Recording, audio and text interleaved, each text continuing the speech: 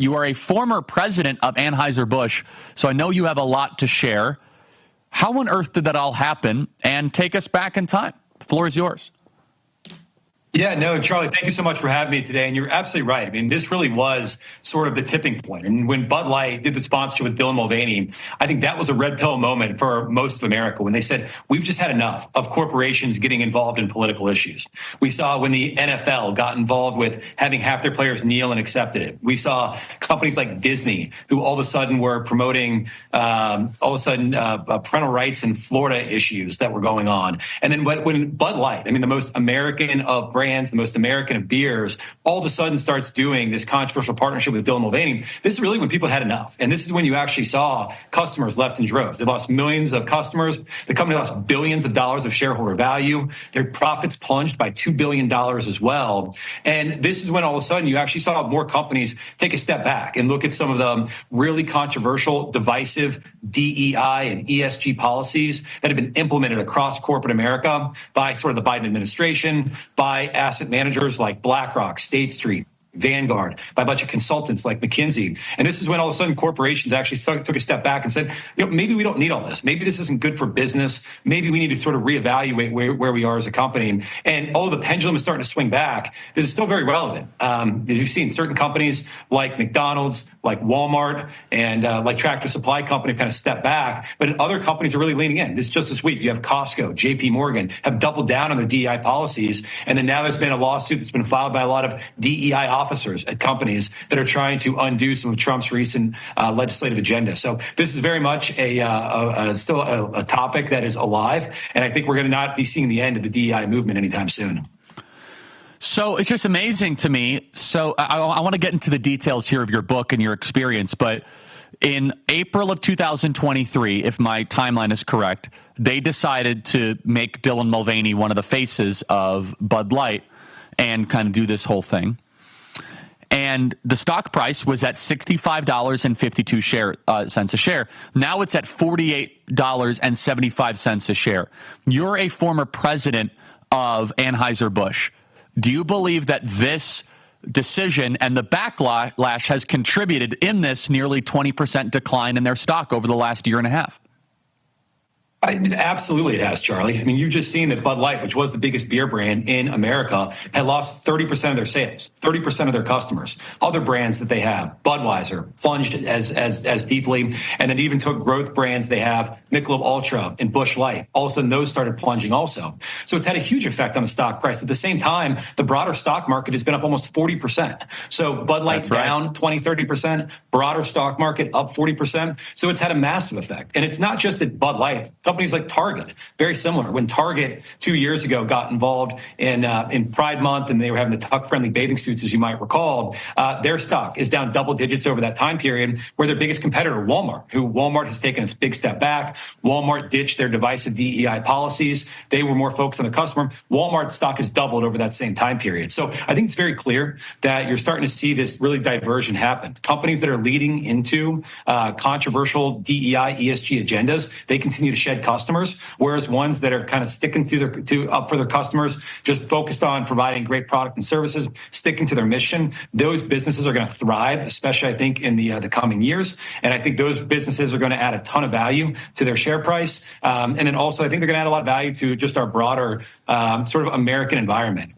But the private sector and companies used to be an area where people could come together, whether you were black, white, gay, straight, Democrat, Republican, who cares, and just work on the mission of a company, be united around that. And then all of a sudden, the workplace became a very fragmented environment over the last couple of years, with companies taking very controversial stands on defund the police initiatives, on overturning election integrity laws, Roe v. Wade. And there was no reason for this. I think that further inflamed a lot of the division in this country. Some companies have learned their lesson. I think other companies have not. And that sort of messages, I think, still being written and will continue to be written over the next couple of years. And we'll see really some companies separate themselves and others continue to fall behind based off who's going to get involved in political issues moving forward. So, Anson, help me understand.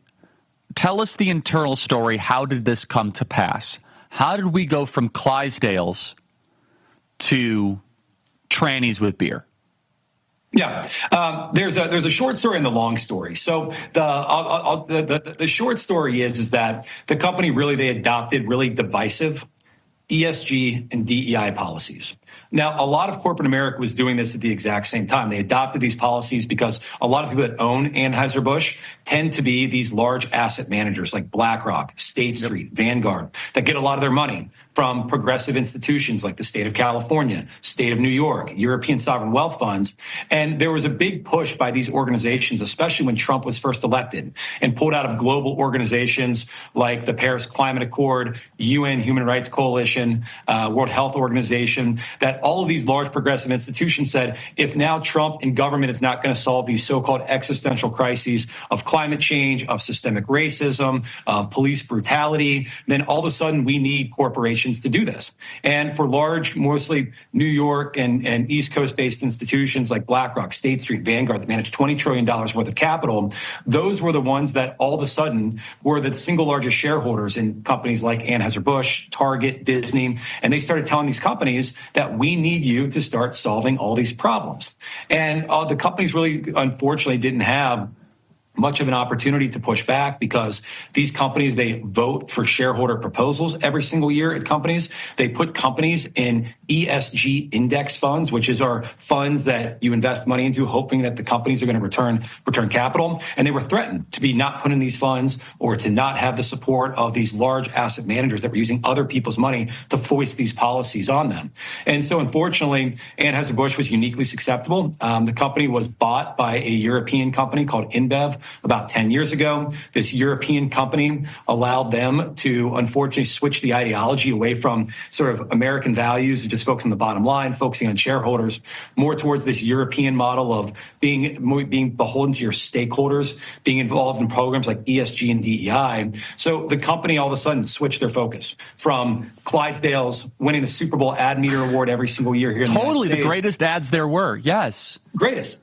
This was by far the company that was the best in terms of winning Super Bowl ad meter awards. They won more of them than any other company, but haven't won one since 2011. And that was one of the reasons why everyone got so upset, is that this wasn't Patagonia, which was well known as like a left-wing environmental company. This is Heartland, St. Louis, as good as it gets, right?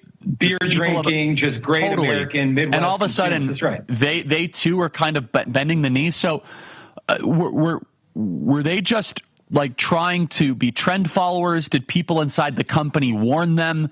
What was the process that this actually went about?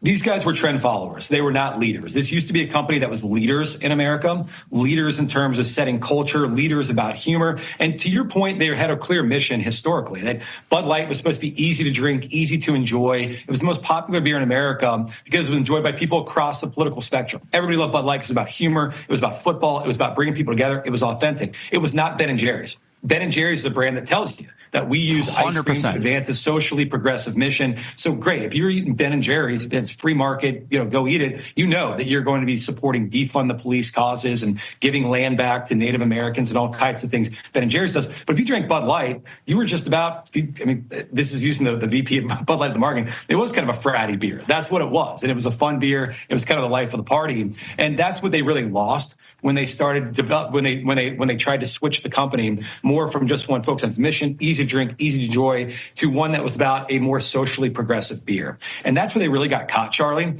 when all of a sudden they do this partnership with Dylan Mulvaney. It blows up in their face. You have Kid Rock that's using the AR-15 to be able to take out a bunch of Bud Light cases. And now the company, all of a sudden, because they had adopted an ESG DEI policy, they couldn't apologize to their loyal customer base, but they couldn't also go and say that we're kind of more about the Ben & Jerry's type of brand because they were going to lose even more sales. Really quick, 30 seconds. I want you to plug your book and answer this question in 1 minute.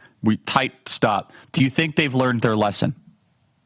So in the book, Last Call for Bud Light, I don't think they've learned their lesson, because here's the deal. If this company's ever going to be redeemed in their customers, really the path to redemption, it goes through forgiveness. But to be forgiven, you have to admit that there was a mistake. So I think this book, it talks about not only the mistake of broader corporate America getting involved in ESG, DEI, programs that didn't deliver any shareholder value and were more divisive, but it really uses the story of Bud Light and uses the story of this company to tell that story, to really make it easy to understand for folks, because Bud Light was the biggest brand. So would love you to read Last Call for Bud Light, to learn more about what went wrong in corporate America. Thank you, Anson. And to learn what Bud Light needs to do to move forward and get its customer base back.